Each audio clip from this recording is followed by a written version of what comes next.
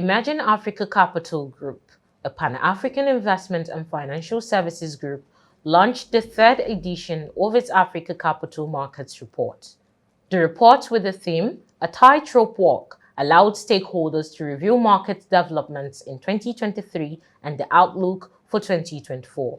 In her opening remarks, the Group Chief Executive Officer of Emerging Africa Capital Group, Dr. Toyin Sani, reiterated the commitment to serving as the catalyst for Africa's emergence as a global investment hub and providing valuable information for investors looking to capitalize on opportunities in Africa's capital markets.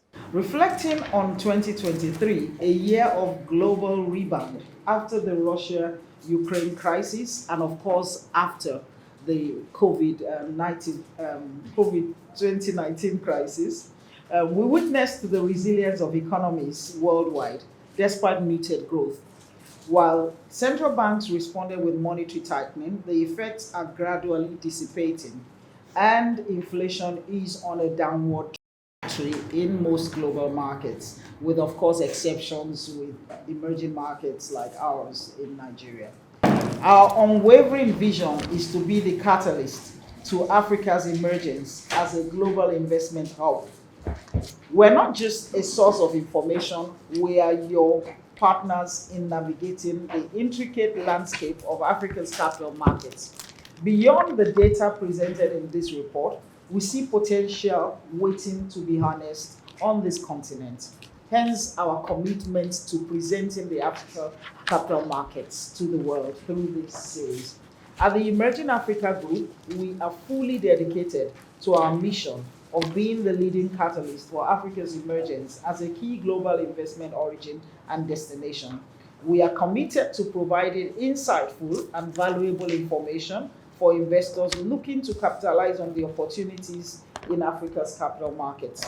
We believe that Africa's capital markets have much potential to generate attractive returns for investors, and we are committed to helping them navigate this complex and dynamic environment. And let me say, this complex, dynamic, but also very interesting environment. Our report is an essential guide for investors looking to gain a deeper understanding of the African economy and to capitalize on the opportunities in the region's capital markets.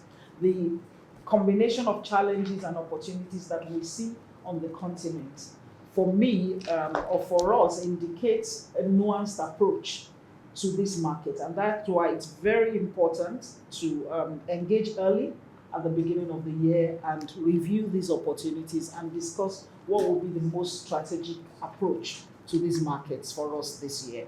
Omolola Adeni, Head of Research, Emerging Africa Capital Group, presented the Global and African Markets Report and segments of Ghana and Egypt. As we've mentioned, in the global economy, Africa has continued to show resilience, and we saw it across most of the economies, where we saw these economies growing beyond expectation.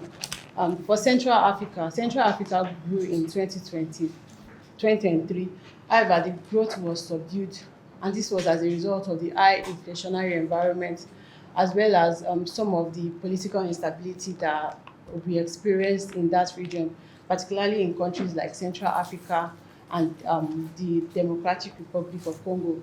Likewise, in Southern Africa, we saw similar pattern. South African economy has continued to drag the region, being one of the biggest economy in that region. And we saw that Southern Africa grew by just 1.6% in 2023, according to the African Development Bank, against 2.8% in 2022. Inflationary pressure was also one of the key issues, challenges that region faced in 2023. Then for Northern Africa, it was also similar. We saw countries like Egypt facing severe inflationary pressure, with food inflation rising as high as over 70%, and climate change challenges also. This also dragged the growth for Northern Africa, and we saw Northern Africa growth reducing from 4.7% in 2022 to 4%. East Africa, the fastest growing economy region in Africa, also suffered a decline in its growth in 2023, growing by just 4.1%. And lastly, talking about the Africa debt dilemma, A lot of African economies are currently pressured by high level of debt, which has accumulated during the period of the COVID-19 pandemic. And as a result of the high interest rate environment, many are grappling with debt servicing challenges, like we saw for Ghana in 2022, and as well as in 2023, Ethiopia defaulted on the repayment of their debt. We expect that most of these countries will continue to face IMF in terms of any escalation, or in, when they are unable to repay some of this loan, they might be turning to the IMF for bailout programs. And we expect that the top economies in Africa will not really experience any form of escalation in their debt value. Most African economies will continue to seek ways to balance their fiscal standing so as to reduce their debt to GDP ratio in the near term. Promise Obasonho, team member, research, also presented the report for the South African and Kenyan economies. Following the inflation trend in South Africa, the monetary authorities, they implemented a cumulative rate hike of 125 basis points for the period, and this is relatively less aggressive compared to the 300 basis hike that they implemented in the year 2022. So this just speaks to the fact that they were starting to see positive positive effect rather of their rate hike. So we saw that inflation as of November was 5.5%, which is within the upper band of the target inflation rates for the South African Central Bank. The Kenya shilling, which is the country's currency, it recorded its biggest annual depreciation last year, and this is the highest depreciation amount recorded since 1993. And it slided against the US dollar by 27%, and this simply shows the fourth consecutive year of decline of the Kenya shilling. And the reason for this, we would say that the major reason for this is because of the capital flight issue that Kenya has continued to grapple with. So they experienced these capital flight issues that affected the economy in the year 2023. So also the Kenya stock market, the NSE ASI, we see that it ranked the second worst performer in Africa in the year 2023, and it's declined by 27%. And the major reason for this would attribute it to the aggressive interest rate hike in the global economy, and this is a similar trend in other African economies. It's also a similar trend in Nigeria, like Omolola stated. So the high inflationary environment and the aggressive interest rate hike, the weakening local currency, the exchange rate issues, the geopolitical tensions, they are all factors that contributed to the negative performance of the Kenya Stock Exchange.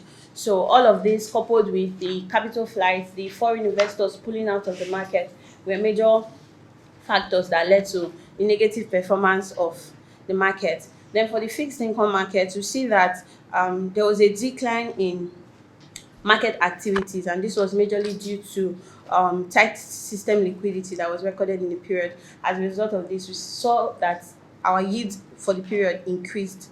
So going forward, we expect that Kenya economy will continue to they are poised for growth, and the major driver for this would be the services sector. We expect the services sector to continue to drive expansion in the region. Then also, IMF projects that Kenya's growth will ease 5% from 5.3% that was earlier projected. So in addition to this, we are also pinpointing that Kenya's Eurobond that is meant to mature in the month of June this year is also a major factor that investors will be looking out for, because we already have 3 African countries that have defaulted on their debt repayments. We have Zambia, we had Ghana, then we had Ethiopia in December last year. So investors are cautious. So they are taking a cautious position, given that there's already a trend in default. So we expect that to also significantly shape the Kenya capital market in the year 2024. Dr. Biodun Adedipe, an economist and chief consultant, BAA Consult, and Mr. Jude Chemeka, the Acting Chief Executive Officer of the Nigeria Exchange Limited, in the separate remarks, lauded Emerging Africa Capital Group for an insightful report. I was particularly impressed by the two presenters. And my reason is this, because I've been in this area too myself. But when you pick a report to speak to, and you are not speaking to slides, PowerPoint slides, and you still are able to do that without losing any important message in it, but still carry the story across to your audience, it also gives me, a very strong impression about the caliber of people in your team in Emerging Africa. And to now make it more interesting, they are ladies. Okay? This, of course, is a very important plank, to diversity as an element of sustainability, which, of course, we are looking at globally as an area to encourage. So, finally, this report comes from me as a stakeholder here, highly recommended. Thank you, sir. First and foremost, to anyone interested in Africa, because you get a good view of these 5 countries. And then number 2, for anyone interested in investing in Africa. And then I would say 3, for scholars, if it is for the sake of, enhancing your knowledge and understanding of the global economy and the place of Africa within that. So I recommend this very strongly to all stakeholders of Africa, whether you are in the stock market or just looking at the economy. It's, let me call it a companion, and it's a useful partner for your journey in 2024. So thank you so very much for gifting us this. It's a gift you gave to us. So thank you very much. Sir. Committed a huge amount of resource in just building the right platform, technology platform that's robust enough to drive the markets. And I'm happy to announce that since COVID, we've been trading remotely in a remote fashion. Brokers now have VPN. They don't have to come to the floor to trade.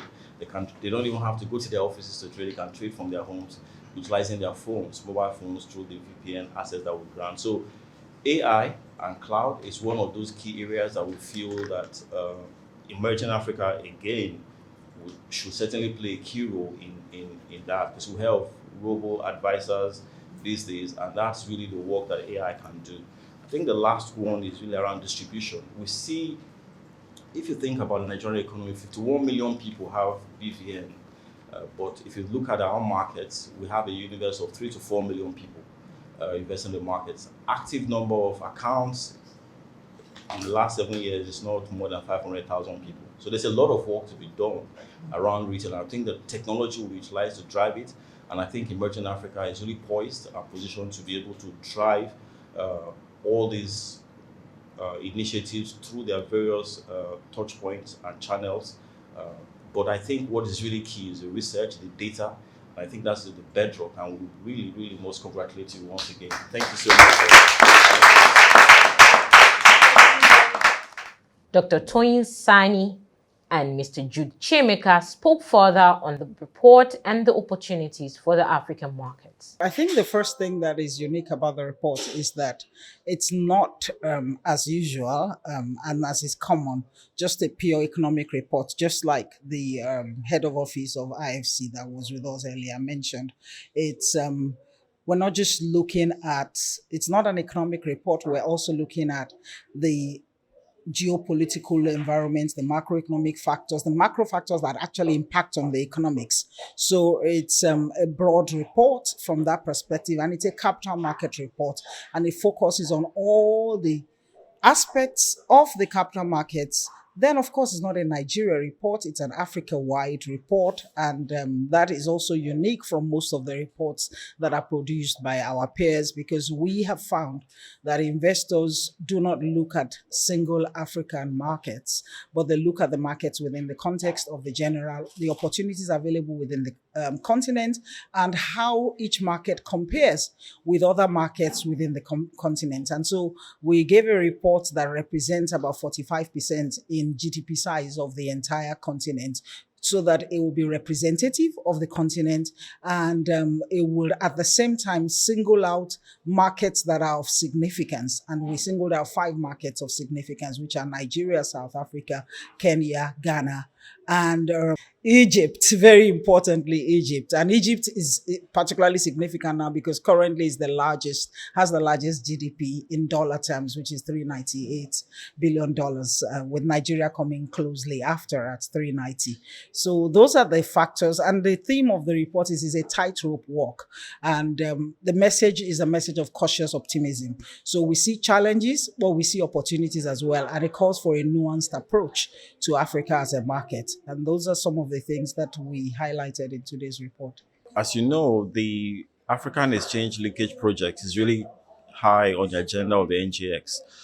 We have 6 trading license holders that have been part of the first phase of the pilot, and they have done incredibly well in building the technology platform to drive trades. The second phase is really around the trading and around the settlement side, where there will be PAPs that have gone into partnership with the All African Exchange Linkage Project, just to ensure that there's that ability to settle trades across different regions in their local currencies. And I think that will really help to drive liquidity. We think that to be able to trade and navigate Africa, you need a research tool. There's exchange of research amongst the market, but I believe that this report by Emerging Africa really gives investors an urge to be able to see what opportunities there are in other African markets and be able to make decisions in a lot more timely manner.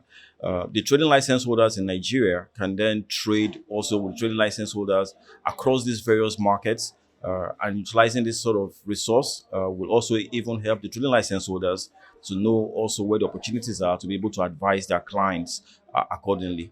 One thing to bear in mind is that it's not just about trading already existing equities, but also provides opportunity for capital raise. If you think about all the capital raise activities that is built to happen in Nigeria, with this kind of connectivity, it becomes very easy for other Africans to participate also in what is going on, and vice versa. So we think this kind of work should be commended because there's not a lot of data out there, but they have taken time to curate this data. And I think it will be for the betterment of the investors and ultimately for the markets in general.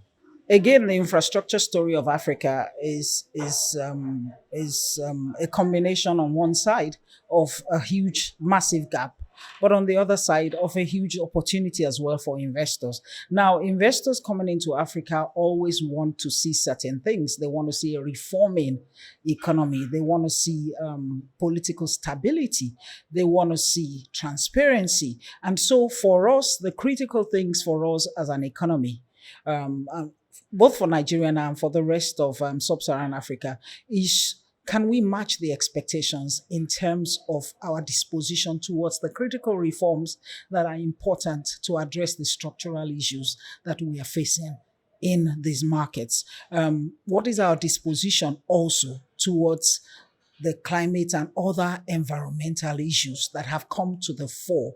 So are we able to put in place products and structures and policies and frameworks that would attract investments that are looking for climate-friendly policies? So significant opportunity, for example, to deploy renewable energy to address our huge power sector gap. Significant opportunity to also bring in a basket, for example, of social investments opportunities that are addressing the problems of MSMEs, SMEs, that are essentially impact focused, and we can say that it's in the direction of sustainability. Gender lens investing.